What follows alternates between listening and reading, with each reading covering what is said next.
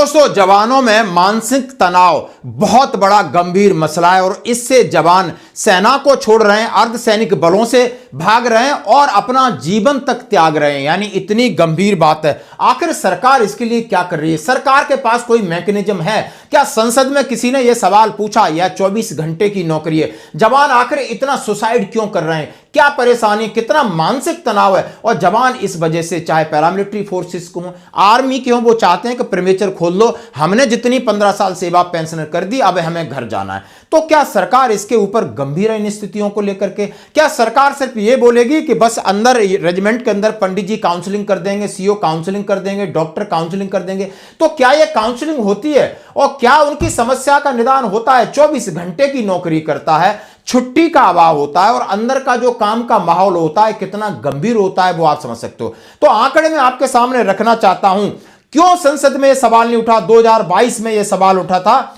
कि army, air force और navy में लगभग, आर्मी में 642 लोगों ने अपने आप को खत्म किया, एयरफोर्स में 148, नेवी ने 29।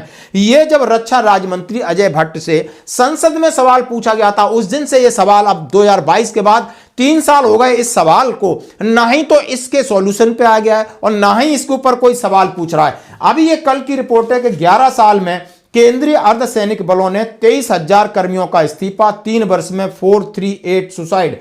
आखिर ये क्यों कह रहे हैं? यानी अर्धसैनिक बल, जैसा कि हम सभी जानते हैं, लगभग 22 से 24 लाख है हमारे सेना है, चाहे पैरामिलिट्री फोर्सेस हैं, और इनके ऊपर जो जिम्मेदारी है 15,107 किलोमीटर का हमारा बॉर्डर है, यानी लैंड बॉर्डर है, समुद्री बॉर्डर 7,516 का। यानी 24 घंटे निगरानी रखना, अलग अलग कंडीशन में रखना, यानी हमें फील्ड में रहना है, हमें काउंटर इंसर्जेंसी में रहना है, हमें हाई एल्टीट्यूड में रहना है, हमें ग्लेशियर में रहना है, हमें डिजर्ट पर रहना है, यानी हमें जंगलों में रहना है, लगातार ऑपरेशन करते रहना है। लेकिन दुर्भाग्य की बात है कि जवान इतने ऑपरेशन में शहीद नहीं होते, जितने लड़ाई में शहीद नहीं होते, जितने वो अपने आप को खत्म कर लेते हैं। हाँ जी दोस्तों, जैसा कि जवानों का शहीद होना ये तो रोज की बात है। आपने ऑपरेशन बहुत कम होते हैं, ट्रेनिंग के दौरान आपने शहीद होते हुए देखा होगा, इक्विपमेंट के साथ कुछ इंसिडेंट हो जाते हैं, व्हीकल कहीं, गाड़ी कहीं खाई में पलट जाती है। लेकिन दुख की बात है कि यदि जवान सुसाइड करते हैं तो यह बड़ा गंभीर मसला है और यह सरकार के सामने मसला है, हम मंत्रालय के सामने मसला है, रक्षा मंत्रालय के सामने मसला है। तो आइए रिपोर्ट पहले पैरामिलिट्री फोर्सेस की समझते हैं, जिसके अंदर हम जानते हैं CRPF, BSF, CISF, ITBP, SSB और आसाम राइफल, एनएसजी, जो पैरामिलिट्री फोर्सेस के हिस्से हैं, लगभग 10 लाख है। और इसमें इन्होंने आंकड़े दिए कि केंद्रीय अर्धसैनिक बलों को पिछले 11 साल के दौरान 23,000 से ज्यादा लोगों ने इस्तीफा दे दिया। इतना ही नहीं, गत 3 वर्ष में सुसाइड करने वाले 438 मामले सामने आए। यानी आत्महत्या के मामलों की संख्या 2023 में 157, 25 में 133, और आपसी जो झगड़ा घटना, लगभग ये भी मामले बहुत ज्यादा हैं, जैसा देख सकते हो। और फील्ड में तैनात सीपीएफ जवानों को 1 साल में 75 दिन की छुट्टी मिलती है और ना ही इनको लीव को बढ़ाया गया, ना ही इनके काम और उस प्रेशर को कम किया गया।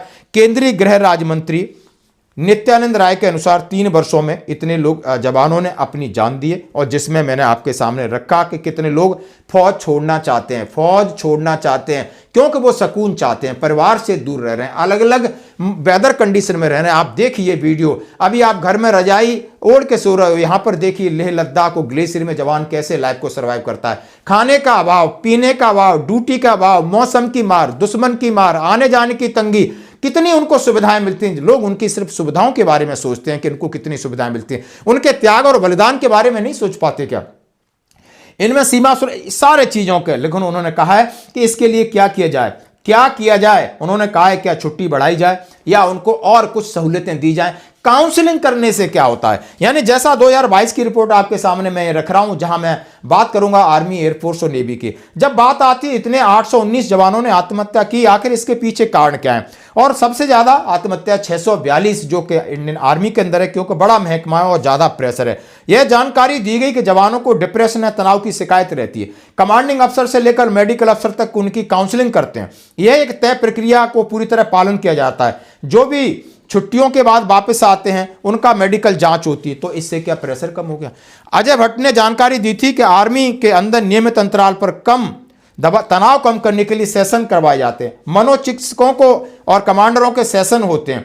इतनी सारी इन्होंने जो कहा है ये किसी भी तर्क से सही नहीं है। जैसा कि सेना के अंदर आप देख सकते हो, यदि आज प्रीमेचर खोल दिया जाए तो लाइन लग जाएगी प्रीमेचर जाने वालों की। ये बात सत्य है, क्योंकि हर कोई चाहता है कि जीवन मिला है, सेवा हो गई है, पेंशनर तक मेरी सेवा हो गई है, जाके हम अपने समाज में रहें, अपने बीवी बच्चों के साथ रहें। क्योंकि लगातार ड्यूटी का प्रेशर, लगातार आप समझ सकते हो ऑपरेशन, लगातार किसी चीज में आप समझ, जंगलों में रहना, परिवार से दूर रहना, टेम्परेचर माइनस है प्लस है, लगातार अंदर कलेश रहता है, मैन पावर की कमी है, सारे दिन विशिल लगती है, सो नहीं पाता है, छुट्टी जाता है तब सोता है, कहां उसको सिविल वर्दी पहनने को नहीं आती। बातें करना एंटरटेनमेंट है, बातें करना बड़ा एंटरटेनमेंट है, बातें करना तो स्टेशन के अंदर पिक्चर हॉल है, बातें करना तो बहुत क्लब है, बातें करना के वीआईपी में दिखा दी जाती है, क्लब है, यहाँ जवान पढ़ते हैं आकर के, लिकर पीते हैं, मनोरंजन करते हैं, चेस खेलते हैं। कौन जा पाता है, कौन जा पाता है, कौन मूवी आज देख रहा है, कोई नहीं देख रहा। ये गलत बात है। सेना कि अंदर की जो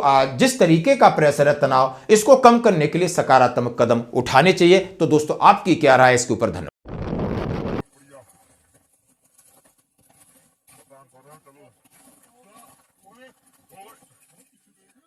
यार जोश में आ गया बंदा, जोश में आ गया।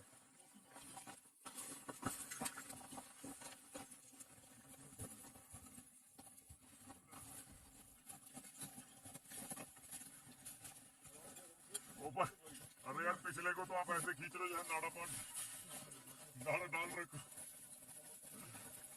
भाई प्रधान सब तारीफ करेगा, कोई फायदा नहीं, यार सीट लगा दिया। और भी तो देखो